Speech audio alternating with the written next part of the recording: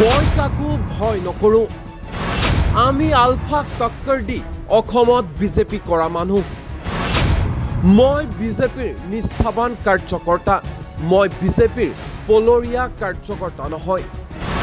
মই নিষ্ঠাবান কাৰ্যকৰ্তা হিচাপে মই মোৰ দায়িত্ব পালন কৰি যামেই। মই কোনো কথাত কাৰো লগত কম্প্ৰমাইজ নকৰোঁ। এজন সাধাৰণ কাৰ্যকৰ্তা হিচাপে দলৰ বাবে যি কৰিব লাগে সকলো কৰিম। পুৰণি জ্যেষ্ঠ বিজেপি নেতাক বঞ্চিত কৰা হৈছে।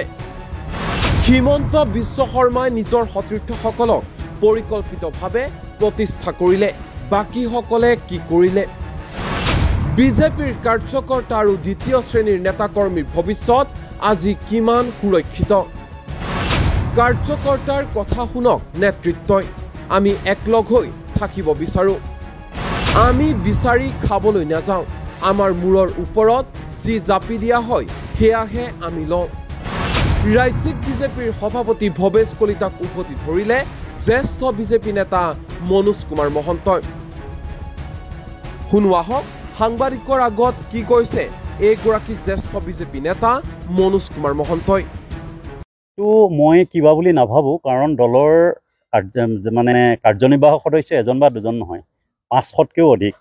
গতিকে ইমান এটা বৃহৎ পৰিসৰত হয়তো কোনজন মনোজ মহন্ত বুলিলে কিবা খোকোজা সভাপতি ডাঙৰীয়াৰ থাকিব পাৰে, সেইটো স্বাভাৱিক কথা, কাৰণ তেওঁ হাজাৰ হাজাৰ মানুহৰ লগত দিনটোত সংস্পৰ্শ কৰি থাকে। আৰু আমিও বৰ বেছিকৈ এনেকুৱা নহয় যে প্ৰেচিডেণ্টৰ মুখে মুখে পাছে পাছে লাগি থাকোঁ। আমি দলৰ কাৰ্যকৰ্তা কাৰ্যত থাকোঁ, সাধাৰণভাৱে আমি কাৰ্যৰ লগতহে জড়িত। গতিকে তেনেকৈ যদি কৈছে সেইটো হয়তো কিবা এটা তেওঁ পাহৰিছে বা স্বাভাৱিক হ'বও পাৰে, সেইটো খুব হোৱাৰ কথাই নাহে। কাৰণ দলৰ ৰাজ্যিক সভাপতি এজন বৰ সৰু মানুহ নহয় বা কম পৰিসৰৰ তেওঁ নিজক ব্যস্ত ৰখা মানুহ নহয়। গতিকে সেই সূত্ৰে তেখেতৰ যিটো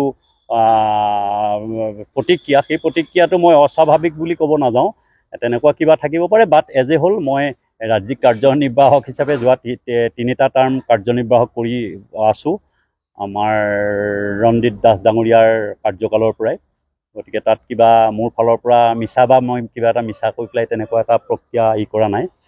আৰু অন্যহাতে সভাপতি ডাঙৰীয়াৰ সেই কথাৰ সম্পৰ্কত মোৰ ক'ব লগা নাই, কেলে তেওঁ বহুত আৰু একে নামৰ মানুহ আৰু কোনোবা থাকিব পাৰে, সেইটো মই নাজানিম। দলৰ নিষ্ঠাবান কাৰ্যকৰ্তা, মই দলৰ পলৰীয়া কাৰ্যকৰ্তা নহয় বা ক'ৰবাৰ পৰা আহি পেলাই টপককৈ পৰা কাৰ্যকৰ্তাও নহয়। গতিকে মই কওঁ, মই এজন নিষ্ঠাবান কাৰ্যকৰ্তা হিচাপে মই দলৰ প্ৰতি দায়বদ্ধ। দলটো অক্ষুণ্ণ, মানে দলৰ যিটো গৌৰৱ এইটো অক্ষুণ্ণ, আৰু দলৰ সংগঠন অক্ষুণ্ণ ৰখাৰ ক্ষেত্ৰত মই কোনো কথাত কাৰো লগত কম্প্ৰমাইজ নকৰোঁ, কাকো মই ভয় নকৰোঁ, কৰিবলগীয়া নাই। কাৰণ আলফাৰ লগত টক্কৰ দি আমি বিজেপি কৰা মানুহ, এতিয়া কাৰ ভয়ত আমি সত্য কথাটো ক'বলৈ বেয়া পাম? দল কিব পাৰে, স্বাভাৱিক কথা। দল এনেকুৱা বৃহৎ দল এটাত মানে উত্থান পতন অহা যোৱা বহুত থাকিব পাৰে, সেইটো ডাঙৰ কথা নহয়। কিন্তু মোৰ দৃষ্টিত আমাৰ দলটো পতনৰ দিশে যোৱা দল নহয়, উত্থানৰ দিশে যোৱা দল। উত্থানৰ দিশে যোৱা দল এটাক সংঘবদ্ধ কৰি ৰখাৰ কাৰণে এজন সাধাৰণ কাৰ্যকৰ্তা হিচাপে যিমানখিনি ফাইট কৰিব লাগে, যিমানখিনি কষ্ট কৰিব লাগে, যি দিব লাগে, I am always ready to give. নতুনত্ব আহিবই লাগিব, নতুন আহিবই লাগিব। গতিকে নতুনক বাদ দি পুৰণা নহয়, পুৰণি বুলি আমি এনেকুৱা এটা নহয় যে আমি খামোচ। কিন্তু আমাৰ এটা ক্ষেত্ৰত অকণমান ক'ব লগা আছে, সেইটো হ'ল যে পুৰণা জ্যেষ্ঠ কাৰ্যকৰ্তা কিছুমান প্ৰাপ্য তেওঁলোকে যথাসময়ত নাই পোৱা। কাৰণ এজন মানুহক বঞ্চিত হৈছে। 80 বছৰ পাছত এজন মানুহক দায়িত্ব এটা দি লাভ নাই যদি কোনোবাই 80 বছৰলৈ থৈ দিছে। তেওঁক কাম কৰিব পৰা বয়সত দিব পৰা দায়িত্বখিনি দিব লাগে। যেনেকৈ হিমন্ত বিশ্ব শৰ্মা ডাঙৰীয়াই তেখেতৰ লগা অহাখিনি মানুহক কালিলৈকে আহি থকাখিনিক যিদৰে পৰিকল্পিতভাৱে সংস্থাপন দিছে, তেনেকৈ বিজেপি নেতৃত্বই, দলীয় নেতৃত্বইও দলৰ জ্যেষ্ঠ কাৰ্যকৰ্তাক পৰিকল্পিতভাৱে সুশৃংখলাবদ্ধভাৱে প্ৰতিষ্ঠা কৰাত বা তেখেতলোকক সংস্থাপন কৰাত মই জটিলতা নেদেখোঁ। সেইটো সাধাৰণ এটা মেটাৰ, সেই মেটাৰটো অতি শীঘ্ৰে তেওঁলোকে বা আমাৰ দলৰ যিসকল জ্যেষ্ঠ, বিশেষকৈ জ্যেষ্ঠ নেতাসকলৰ ভিতৰত মই প্ৰাক্তন সভাপতিসকলকেই টানি আনিম। কাৰণ সেই সভাপতিসকল আটাইকেইজন সভাপতি লগ হৈ এটা সুস্থিৰ সিদ্ধান্তৰে দলৰ মৰ্যাদা, দলৰ গৌৰৱ, দলৰ সাংগঠনিক দিশ আৰু চৰকাৰৰ কাৰ্যপন্থা সকলোখিনি মিলাই সুসংগঠিতভাৱে ধৰি ৰখাত গুৰুত্বপূৰ্ণ ভূমিকা ল'ব পাৰিব বুলি মোৰ বিশ্বাস আছে। আৰু সেই বিশ্বাসৰ কাৰণেই মই আজি এই পোষ্টটো দিছোঁ। আৰু মোৰ এতিয়াও পুনশ্চ আহ্বান যে তেখেতলোকে সেই দায়িত্ব মূৰ পাতি লওক, কাৰণ স্বয়ং ভগৱানে ভকতৰ দাস গতিকে তেওঁলোক কোন তেওঁলোকেও আমাৰ আহ্বান মানক এবাৰ শুনক এবাৰ ইমান ক্ষেত্ৰত পুৰণি বিজেপি বঞ্চিত হৈছে নেকি মই বঞ্চিত বুলি নাভাবোঁ কাৰণ বঞ্চিত বুলি ক'ব নাযাওঁ কিন্তু এটা কথা ঠিক যে